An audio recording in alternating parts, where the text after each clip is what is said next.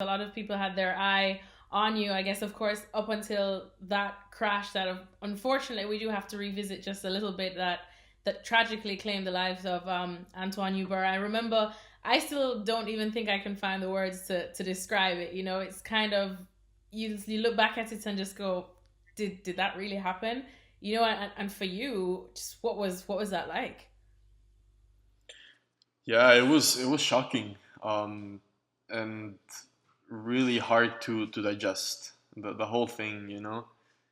At first, I couldn't really process what had happened, and it was scary. It was scary in the moment, the crash, the pain, pulling myself out of the car. Everything was really like surreal, like a very very bad nightmare.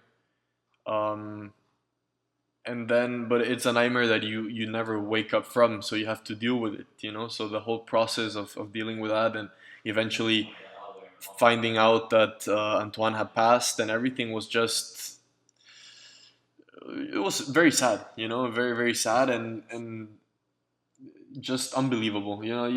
I never thought anything like this could happen, especially with the modern times. Formula One cars are so safe, and all the categories below that, they're becoming so safe that you rarely see even small injuries in big crashes. I've had massive massive crashes, and I never came out with more than a scratch.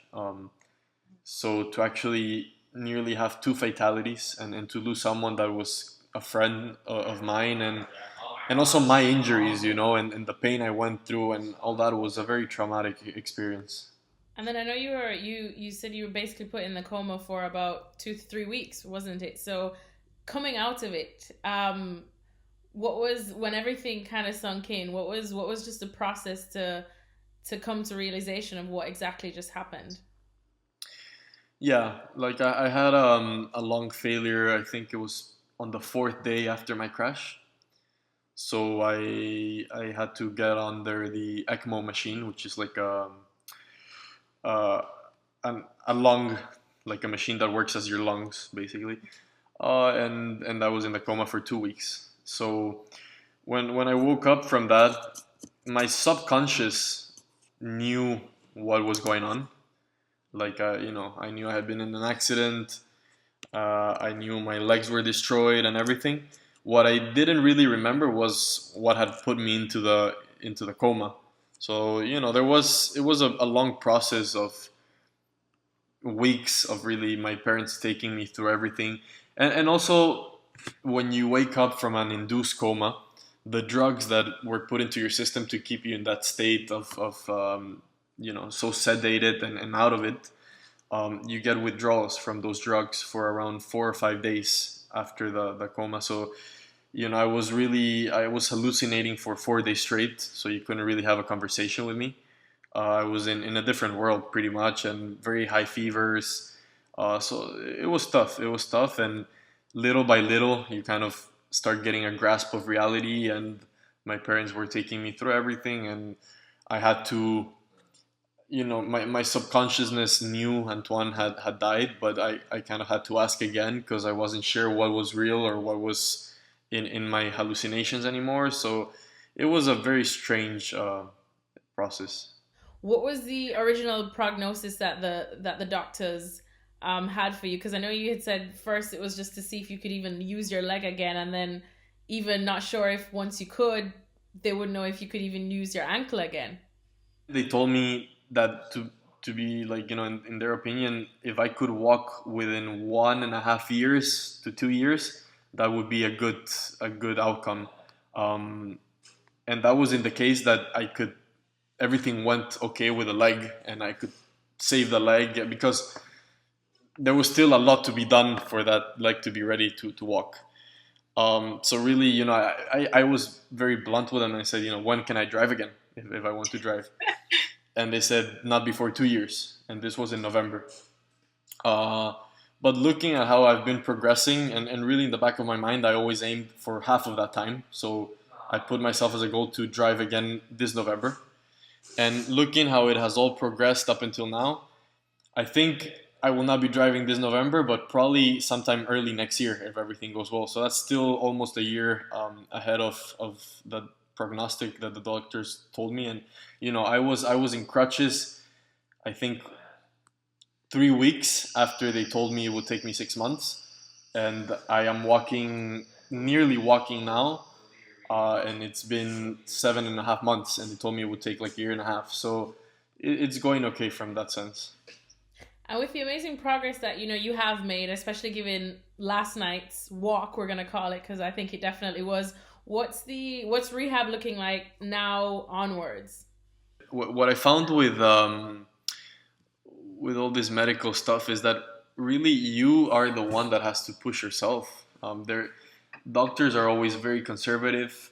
Many therapists are very conservative as well, and really you have to challenge yourself. If not, you can go as fast or as slow as basically you put your mind to. And obviously it's important not to rush everything and kind of do something stupid and go back on a couple steps by refracturing something. But as long as you're just smart and you hear the doctor's advice, you're the one that really has to put in the work, because it's your body at the end of the day.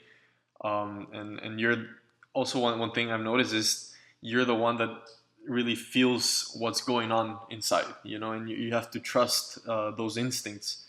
So it's basically me kind of telling my therapist or the people around me that are helping me, even my family, they help me sometimes, what I want to do, and that's how it works. So like now I got cleared a week ago by my doctor to try to walk. He said it's gonna be very hard and painful, and it is very, very painful, but medically I'm cleared, so I know I'm not gonna break something else if I do it.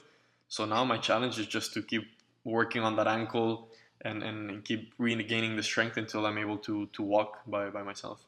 There's constant talk of whether doing races behind closed doors, two at Silverstone, back-to-back weekends. Just the kind of force it takes to move Formula One teams from race to race. What do you want done, just even as somebody involved in it and just a lover of the sport? It's really hard to say, because we don't know where the world is going to be in a month's time, with the lockdowns, how the virus progresses and everything. So I think in an ideal world, the infection rates everywhere will start going down due to the lockdown we've been doing this past month and a half. And hopefully soon we can start getting closed door races. I don't think there will be normal races with thousands of people in it at all this year. That I'm sure about. But even if we can just get closed door racing, that's definitely better than nothing. And I think it's a very tough situation for the sport, because from one side we don't want to compromise anything safety wise, for the people there, for the drivers, and world health in general. At the end, to move a circus that big, it's very risky, to get the virus inside the circus and then just spread it all around. So they have to be very careful. But on the other side, the sport is taking a big hit, and if we continue this way, maybe there will not be a sport to come back to, in a way. The many teams are close to going bankrupt, and not just F1 in general, junior teams and in other categories as well. So it's a very, very tough call. I wouldn't want to be the FIA if right now, to be honest. Yeah. Thanks for watching ESPN on YouTube, and for more sports highlights and analysis, be sure to download the ESPN app, and for premium content plus live streaming, make sure to subscribe to ESPN Player.